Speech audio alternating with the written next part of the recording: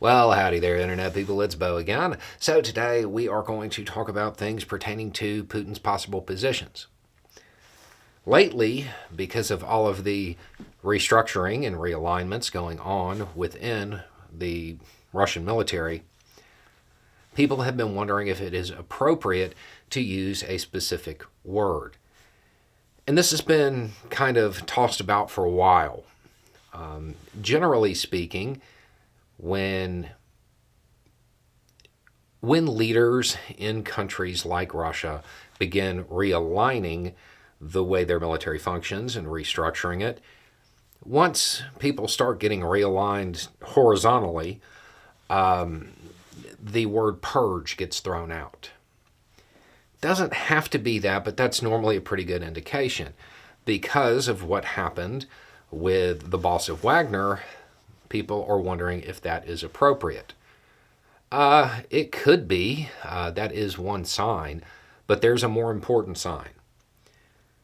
There is reporting now that suggests Putin has instructed the general staff of the Ministry of Defense, well, to basically get rid of any of Surovikin's people.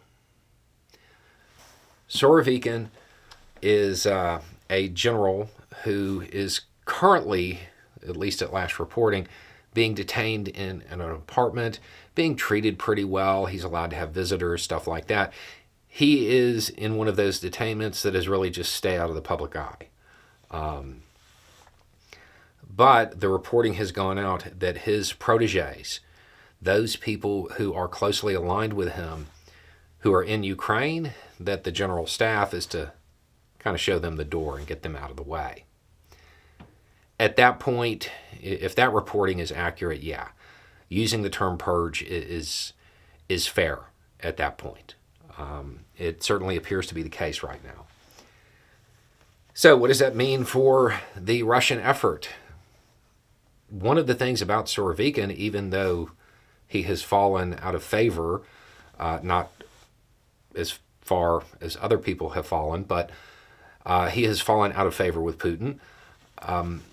Despite that, most people would say that he was an effective general. His people, those people who were loyal to him, who saw him as a mentor, they would probably also be pretty effective. And now they're being removed.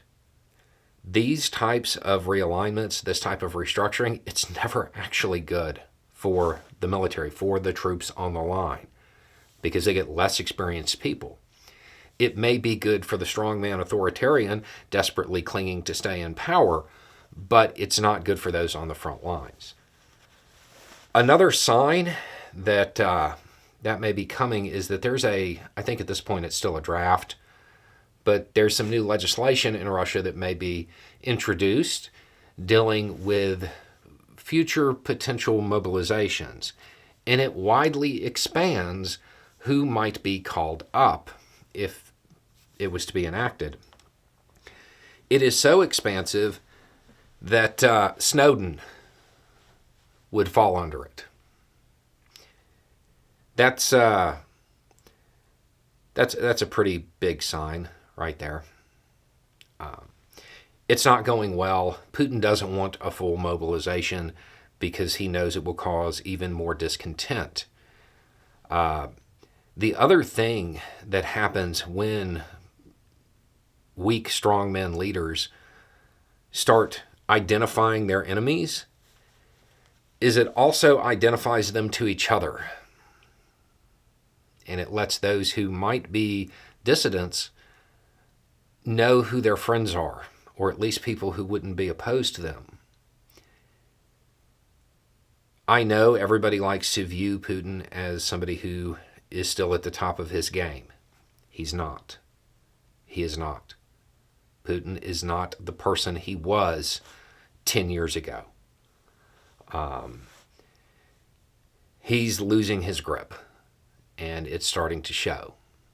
So I would expect a less effective command and control when it comes to what's happening in Russia, and I would expect more discontent at home.